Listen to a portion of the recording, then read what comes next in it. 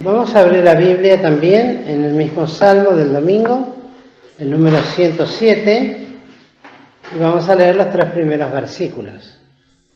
Dice así la palabra del Señor: Alabad a Jehová porque es bueno, porque para siempre es su misericordia. Díganlo los redimidos de Jehová, los que ha redimido del poder del enemigo, y los ha congregado de las tierras, del oriente y del occidente, del Aquilón y de la mar. Como introducción, entonces, para lo que aún falta de este salmo decir, es sencillamente lo que habíamos hablado ya el domingo, de un salmo de acción de gracias y de alabanza que ensalza el nombre de nuestro Dios por 2 grandes de sus virtudes y de sus atributos, que son la bondad y la misericordia. Y que tal alabanza principalmente se espera, aunque hay un versículo que dice todo lo que respira, alabe a Jah. No obstante, este salmo nos introduce a los redimidos del Señor. Por supuesto, este salmo fue escrito para los judíos de su tiempo, pero en verdad no podemos dejar de ver en él también la revelación de la persona y obra de este Dios misericordioso y del Señor Jesús, obrando en favor de todos los hombres. Consideramos 3 casos, los primeros 3 que menciona: aquellos que andan perdidos y necesitados, pero que en esa necesidad claman y son auxiliados y librados de sus aflicciones. El versículo 6 se repite textualmente en el versículo 13, en el versículo 20 también, y en el 28. Es distintas experiencias, pero con un mismo cierre, podremos decirlo, y que siempre detrás de ese cierre, del clamor y de la angustia y de lo que Dios espera de los hombres, siempre está el socorro de Dios en distintos aspectos conforme a aquellos que mencionó anteriormente. Después estaban los que moraban en tinieblas y sombra de muerte, y presos en cadenas de oscuridad, en cárceles de hierro, y la causa era la rebeldía y el aborrecimiento hacia el consejo del Altísimo. Y la obra de Dios para quebrantar esos corazones hasta que llegasen a la experiencia de clamar a Él, como en el anterior caso, y consecuentemente a esto, la obra de Dios sacándolos, rompiendo las prisiones, y por ende se dé la alabanza a la misericordia de Jehová y esas maravillas que solamente las puede ver aquel que ha sido redimido y salvado, por cuanto quebranta todas aquellas cosas que parecen imposibles de ser desatadas o quitadas. Bueno, la promesa es que Él, si se clama, y lo tiene que hacer particularmente el necesitado. El que está pasando por esa experiencia es el que tiene que clamar. Uno puede pedir por las almas e interceder por ellas ante el trono de la gracia, pero en última instancia el que tiene que hacerlo y en el que tiene que obrar esto es Dios, el que tiene que obrar esta actitud de humildad y de pedir. Como siempre decimos, sucede lo mismo que la salvación. Uno puede pedir por las almas para que sean salvas, pero hasta que el alma no llega a esa experiencia personal con Dios, nosotros podemos implorar muchísimo, pero no va a ser salva hasta que el alma no se humilla y clama por salvación. Después hablamos de los insensatos y a causa del camino de su rebelión y también de las maldades que hay en el corazón propio del hombre y que los llevan prácticamente a un camino de muerte y llegan hasta las puertas de la muerte. Así, ¿no? Tremenda experiencia. Y lo mismo, en el 19 se vuelve a repetir el clamor que debe existir y la respuesta de Dios al salvar. Lo interesante es que envía su palabra y los cura y los libra de su ruina. Por ende, la alabanza a la misericordia y sus maravillas para con los hijos de los hombres, y el sacrificar ahora alabanzas a Dios y publicar sus obras y hacerlo con júbilo, con alegría. Y nos quedaba el último punto del versículo 23, que dice que es otra experiencia también. Lo notable de este salmo es que son todos casos de gente necesitada. No habla como en otras oportunidades de rectos, de justos, de santos que padecen, que sufren, sino que habla de hombres en general y en distintos estadios o formas de sus actitudes. Y en este caso menciona algo que me llamó mucho la atención, pues habla de los que descienden a la mar en navíos y hacen negocios en las muchas aguas. Sintetizando, diremos que, y podemos leerlo en Apocalipsis, capítulo 17, que es muy claro respecto a la palabra, al enseñarnos el simbolismo de las aguas y la multitud de las aguas, que las aguas tienen figura en la palabra de Dios, de la palabra y aún también del Espíritu de Dios, ¿no? Pero acá, en el capítulo 17, podemos leer el versículo 1, cuando dice: y vino uno de los 7 ángeles que tenía las 7 copas y habló conmigo diciéndome: ven acá y te mostraré la condenación de la grande ramera, la cual está sentada sobre muchas aguas. La palabra también utiliza esta expresión de aguas, o esta palabra agua, como figura de multitud de personas.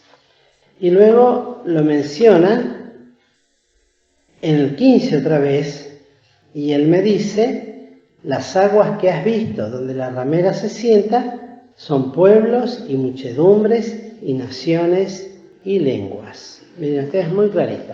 Más aclaración creo que no se necesita. Y por lo tanto, cuando habla de los que descienden a los mares o al mar de sus navíos y hacen negocios en las muchas aguas, nos da o nos refleja una idea de aquellos que descienden, como dice, creo que Jeremías, cuando dice, o en Isaías, no recuerdo bien el profeta, a Egipto, ¿no? Al mundo. Cuando van en busca de ayuda al mundo para hacer sus negocios o buscan ayuda al mundo. Pero en este caso habla de los que hacen sus negocios. Y negocios implica toda su vida, no solamente comprar y vender, sino que habla de hacer todas sus cosas. Y esto habla de cuánta gente, y aún de creyentes que pierden el rumbo, y me hacía pensar también en la palabra del apóstol Pedro, de tantos que se meten en negocios ajenos por mezclarse con el mundo, con los negocios del mundo, por juntarse, Pablo diría, por juntarse en yugo con los infieles.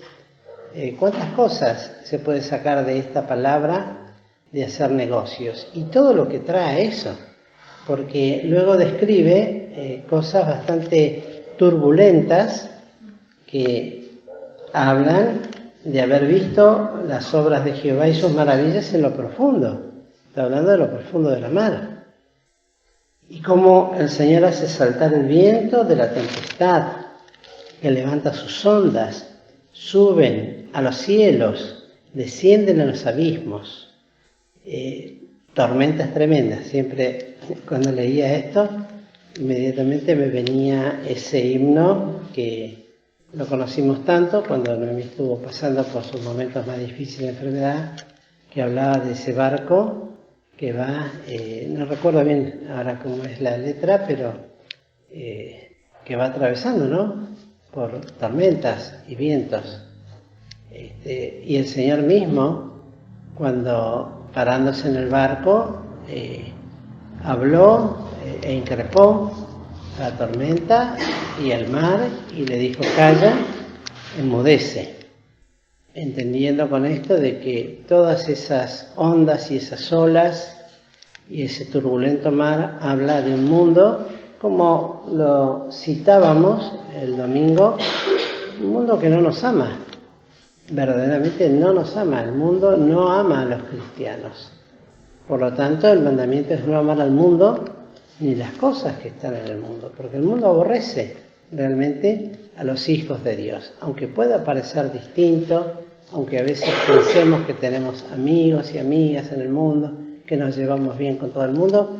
Bueno, eso puede ser parte de un buen testimonio, el que uno tenga un buen testimonio delante de las personas, pero el mundo, en el orden espiritual, aborrece totalmente a los hijos de Dios y aborrece todo lo que sea de Dios. Los estamos viendo a niveles mundiales, en todos los órdenes, que algunos comentadores dicen, si se meten con los mahometanos es discriminación por, no sé cómo lo definía, si se meten con los musulmanes tal cosa, si se meten con los hindúes tal, pero se meten con los cristianos y nadie dice nada. Es como que está todo bien. Y lo hemos visto en el último Mundial de las Olimpiadas, como el ataque fue directamente hacia el cristianismo. Y todo eso que mostraba ahí, toda esa violencia demostrada en imágenes, son violencias realmente que se agitan y están moviendo permanentemente las aguas sobre las cuales está sentada la gran ramera que es Babilonia, que es la iglesia que va a esperar al anticristo, es la que se está formando. Y lamentablemente eso involucra la parte económica, la parte social, la parte cultural, la parte espiritual, y así podríamos mencionar militar, etcétera, etcétera. Y todo eso está convulsionado. Y lamentablemente los que se meten en negocios ajenos, ¿cuánto padecen por estas cosas? Al punto tal que acá dice que los tales tiemblan y titubean como borrachos y toda su ciencia es perdida. Pero si en esa situación, cuando uno puede llegar a estar, sin embargo, surge o aparece por obra del Espíritu de Dios en el corazón de tal persona el mismo clamor que los demás, porque todo dice en su angustia, todas estas cosas producen angustia. Dice, claman empero a Jehová en su angustia, la respuesta es librarlo de sus aflicciones. Hay una respuesta, es la bondad. Por eso es bueno y misericordioso y su misericordia es para siempre. Y por ende hace parar la tempestad en sosiego y se apaciguan sus ondas. Por eso no podemos desligar la persona de Cristo con estas palabras. El Antiguo Testamento lo que hace es confirmar y afirmar la obra de Cristo, que lo demostró prácticamente, pues la gente se sorprendía, ¿quién es este que aún el viento y la tempestad se le sujetan? Ese es nuestro Dios. Pero tal cosa también puede llegar a suceder, y ha de llegar a suceder en el corazón, en el alma. Es notable pensar que esto es algo espiritual, y por ende muchas veces no se ve a la vista, pero hay gente que vive en situaciones semejantes, vive así, como en medio de una tormenta, la cual no puede sujetar y que le produce gran angustia, temor, temblor y el titubear y toda especie, y la ciencia, el conocimiento que pueden tener, no tienen forma de controlarla. Luego la experiencia de alegrarse, luego porque se reposaron. Y Él, dice, los guía a puerto que deseaban. Creo que ese himno que les mencionaba seguramente está inspirado en las palabras de este salmo, ¿no? Y los guía a puerto seguro. El Señor es capaz, con el alma angustiada, necesitado, aunque esté atravesando por tormentas semejantes, cuando hay sinceridad, a pesar de haberse metido en negocios ajenos, tal vez por impulso, porque pensaba inclusive en ese texto que dice todo me es lícito, mas no todo conviene. Muchas veces gente pensando, bueno, esto, ¿qué tiene de malo hacer tal cosa? Pero falta ese discernimiento de decir, bueno, pero tal cosa me mezcla con las cosas de este mundo, con las personas de este mundo, me compromete, me pone bajo potestad de personas y de cosas y de situaciones que luego me traen tanto tormento. Sería innumerable o tal vez muy difícil de describir todas las distintas situaciones que se puede llegar a vivir en esta condición. Pero lo cierto es que el Señor, cuando hay esta experiencia del versículo 28, responde, calma y guía al puerto que deseaban, a donde querían llegar. Realmente con la bendición del Señor los lleva a un puerto seguro. Por lo tanto, vuelve a repetirse en el 31 como en otros versículos, alaben la misericordia de Jehová y su maravilla para con los hijos de los hombres, y ensálcenlo en la congregación del pueblo, en cuanto habla de la iglesia, y aún también en el consistorio de ancianos lo alaben, y aún entre los pastores debe haber esa alabanza a Dios de ver la maravilla de su obra y cómo Él se manifiesta. Después del versículo 33 al 42 habla de todas las bendiciones que va describiendo cómo el Señor da, luego de hablar de sus bendiciones para con estos distintos casos, los cuales tienen que ser convertidos, y si se convierten, lo que resulta, toda la bendición que les da, y cómo el Señor cambia esta experiencia. Hoy leía una pequeña frase que decía, si no te gusta lo que estás cosechando, bueno, cambia lo que siembras. Conocemos, uno cosecha lo que siembra. Bueno, hay gente que no le gusta, tal vez en determinado momento, lo que está cosechando, porque no es lo que espera para su vida. Puede esto involucrar su carácter, su forma de ser, sus obras. Bueno, no me gusta, bueno, tengo que ver. Y sembrar entonces para que la cosecha sea distinta. Eso es innegable, porque no se puede cosechar algo distinto a lo que se sembró, salvo que se siembre la semilla equivocada. Pero lo cierto es que nadie puede cosechar, si siembra trigo, cebada o cualquier otra de los cereales que puedan existir. Va a segar trigo. Pero si siembra cosas que no le gusta después cosechar, bueno, así decía, muy sencillo. Y mostraba la foto de un niño que levantaba flores, que si no te gusta lo que cosechas, cambia lo que siembras.